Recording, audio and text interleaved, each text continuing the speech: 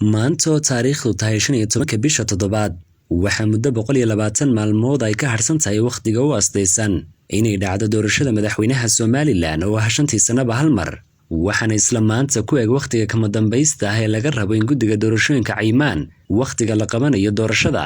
sida uu dhigayo qodobka 6 faqradiisa labaad ee xeerka guud ee doorashooyinka iyo diiwaangelinta codbixiyaasha xeer lambar 19/2020 kaasi oo u dhigan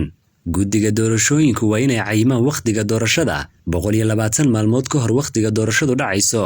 madaxweynuhu waa inuu 15 maalmood gudahood ku soo saaraa digreetada caymaadda muddada doorashada kadib marka uu helo caymaadda guddida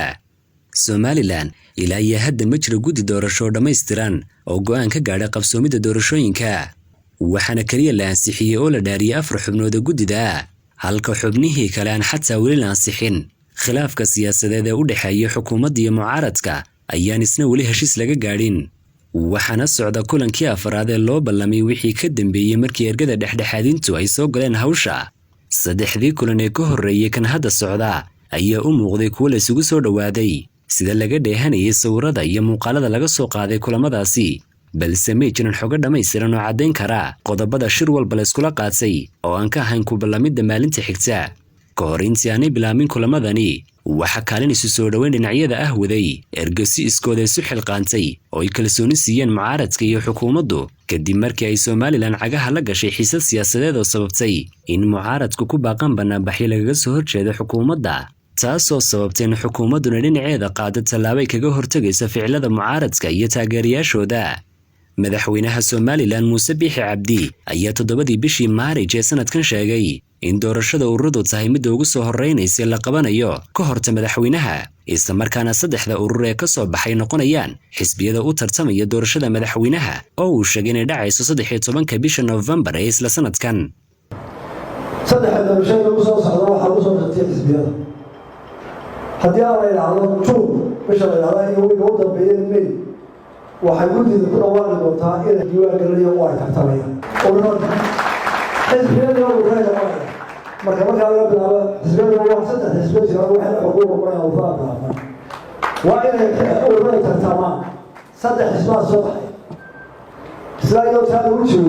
13 November waa inay dhacday madaxtooyada waajib yahay shaqada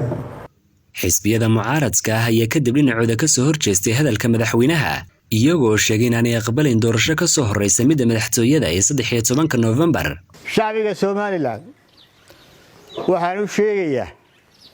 in doorashadii madaxtooyada Jamhuuriyadda Somaliland ku mudaysan tahay 13 November 2022 cid ku muransan ma jirto cid ku murmi kartaana ma jirto waxa galaya oo sharci ah saddexda xisbi qaran ee hadda jira anaga Cabdiraxmaan labada xisbi baabiisid oo tilaawan baabinayana waan joogayaa ku suurtagelimayso wada hadallada hadda ayaa mucaaradku sheegeen inay u socdaan si wanaagsan oo dhinacyadu isla garnaqsanayaan lana filayo in madaxtooyada la sugu tago maalinta Axadda ee soo socota sida uu shalay sheegay Cabdiqaadir Jirde oo ka tirsan xisbiga mucaaradka ah ee wadani shir wanaagsan ayaa noo dhacay si wanaagsan oo ixtiraam iyo milgale ayaa qololba raageedu cabirtay marka waxa hawsha ku xigtaana waxa weeye Axadda iyadoo la isu dhanyahay madaxtooyada la isugu tago walka laga sii ambaqaado shacabka Somaliland siyaasiyiinta iyo daneeyaasha arrimaha doorashooyinka Somaliland ayaa ka dhur sugaya natiijada soo baxaysa maalinta Axadda iyo ciidda tanaasulka sameeyay ee soo gabagabaysa muranka soo jiitamay Umar Saadiq telefishinka CBA Hargeysa